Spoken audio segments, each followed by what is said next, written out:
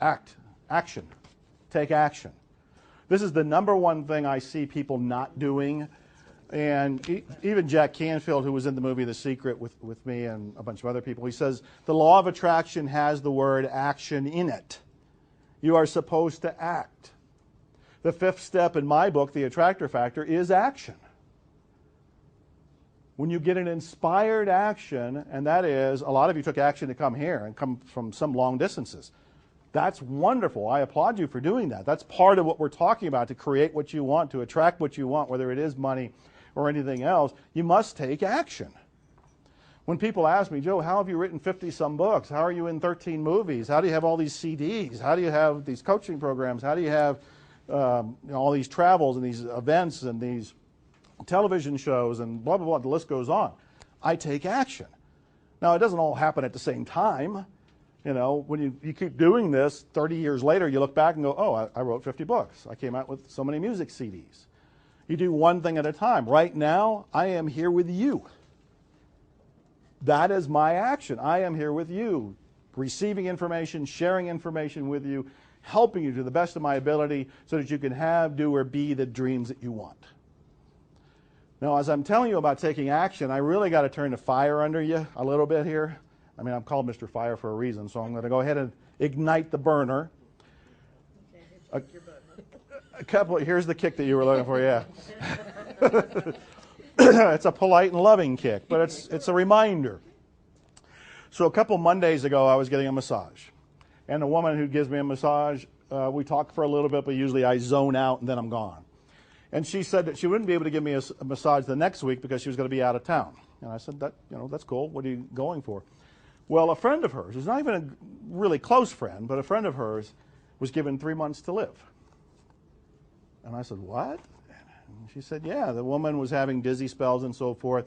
She went and had some tests done, and they found out that she's got a brain tumor. And they said, it's large enough that you have 3 months to live. Well, the woman was confused and surprised, but she was also into natural things and green things, so she did the raw food. She did a bunch of things that were very natural, well, all things I probably would have done as well. And she said, I feel great. And she went back, and the doctors and everything put her back in the MRI, and they said, look, what you're doing is wonderful, but your tumor is bigger. You have less than 3 months. And then I went into my massage, and I'm laying there, and I spent the next hour or so wondering, what would I do if I had 3 months to live? What would I do? And I couldn't come up with anything different than what I'm doing. So I'm apparently doing my love and I'm doing my passion. But my question to you is, can you all say the same thing? For most of us, there's things that we want to do that we keep putting off. And I'm saying, we don't know. I told you about going to see my mother. Her days are numbered. I don't know if she's got days or weeks or a few months. And of course, there could be a miracle. It could be much longer. But she's checking out. And so I, as her son and her firstborn, I'm feeling that. And I'm looking at her going, did she complete everything? What would she do if she knew exactly how much time was left? What would I do if I knew that there was 3 months left? What is this woman going to do? And I'm actually really turning this into a meditation, and I'm putting it on your lap, and I'm saying, look, talking about you taking action is fine. I can write about it, and I have in the Attractor Factor. Your coach can get on the phone with you and tell you about taking action. But until you realize that your days are truly numbered and your being here is a true gift, this is a gift to you, and that you can use your time wisely, whatever that thing is that's been knocking on your inner door, much like music was knocking on my inner door to go and create, whatever that thing is for you, by God, get up and do it. You don't have to complete it today, but you do have to start to go in that direction.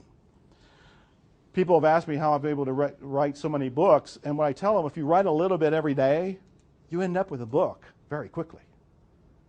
If there's something that you're trying to create, but you've been putting it off or not putting full effort behind it, I'm strongly encouraging you to put your effort behind it. And again, the clearer you are, the faster you manifest. If you've had some doubts about things, like you don't think you're the right person or it's not the right time, it's time to question those and say they're beliefs. They are not facts. You are the right person. This is the right time. There is nobody else to do this. I have lost friends, and I look back and I go, I don't see a replacement. It's the old It's a Wonderful Life movie with Jimmy Stewart, when they say that when the person leaves, they leave this big gaping hole. Don't assume that somebody's just going to pick up the fire and go and do the project that you really want to do. Whatever it is that you're being called to do, you are being called to do it.